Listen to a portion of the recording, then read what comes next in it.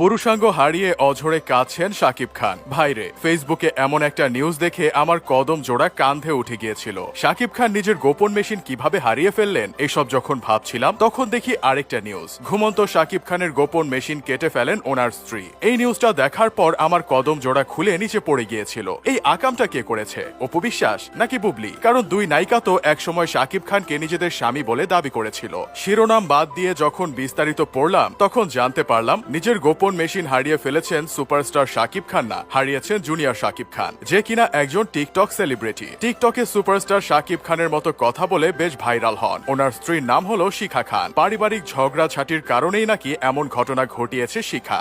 আহত সাকিবের তথ্য মতে শিখা তার স্বামীকে মধ্যরাতের কোনো এক সময় দুষ্টু পানির সঙ্গে ঘুমের ঔষধ মিশিয়ে খাইয়ে দেন। ঘুমিয়ে পড়লে ভোরের দিকে এক সময় তার গোপন মেশিন কেটে ফেলেন শিখা। কাটার পর নিজেই 999-এ কল করে পুলিশকে খবর দিয়ে শাকিব খানের গোপন মেশিন নিজের হাতে নিয়ে পালিয়ে যান। পরবর্তীতে পুলিশ শিখা খানকে আটক করে শাকিব খানের গোপন মেশিন উদ্ধার করেন। এতদিন পর আমাদের দেশের পুলিশ এমন মহৎ কাজ করার জন্য তাদের জানাই হাজারো সালাম। শিখা খান শাকিব খানকে বিয়ে করার আগে আরো দুটো বিয়ে করেছিল। আবার শাকিব খানও শিখা খানকে বিয়ে করার আগেও দুটো বিয়ে করেছিল, যাকে বলে জাতে জাত চিনে।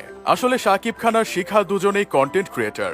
এই ঘটনার আগেও এই দুজন আমাদের অনেক সার্কাস দেখিয়েছিলেন। তাদের মামলা হয়েছিল, জেল হয়েছিল, পরে দেখা গিয়েছিল আবার মিল হয়ে গেছে, এখন আবার সার্কাস দেখানো শুরু হয়েছে। এই সব দেখে আমরা সাধারণ মানুষরা খুব বিপদে পড়ে গেছি। আমরা কাকে রেখে কাকে বিশ্বাস করব? কারণ আজকাল কন্টেন্ট ক্রিয়েটরদের বিশ্বাস করার চেয়ে পাগল ছাগলের কথা বিশ্বাস করা উত্তম। তবে ভাই, একটা জিনিস চিন্তা করে দেখেছেন? আমাদের দেশে এমন ঘটনা ইদানিং খুব বেড়ে যাচ্ছে। কয়েকদিন আগে দেখলাম টাঙ্গাইলের ভূঁইয়াপুরে ঘুমন্ত স্বামীর গোপন মেশিন কেটে পালিয়েছে স্ত্রী। তার কয়েকদিন পর দেখলাম ডিভোর্স হওয়ার পরও নড়াইলে এক পুলিশ সদস্য সাবেক স্ত্রীকে সাথে নিয়ে হোটেলে গিয়েছিলেন। সেখানে 19-20 করার সময় সেই পুলিশ সদস্যর গোপন মেশিন ব্লেড দিয়ে কেটে ফেলেন। তার কয়েকদিন যেতে না যেতেই দেখলাম একটা ছেলে তার বিশেষ অঙ্গ হাতে নিয়ে হাসপাতালের দিকে দৌড়াচ্ছে।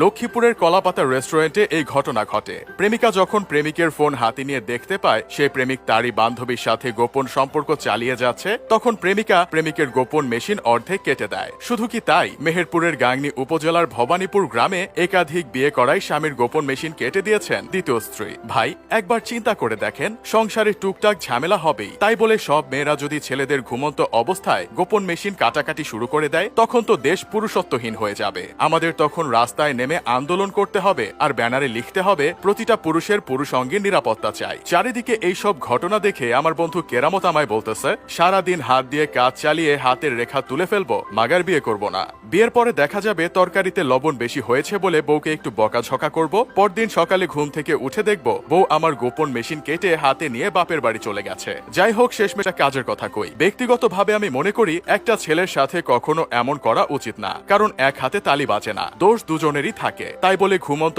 অবস্থায় একটা মানুষের সাথে এমন কাজ করা কখনোই মেনে নেওয়া যায় না।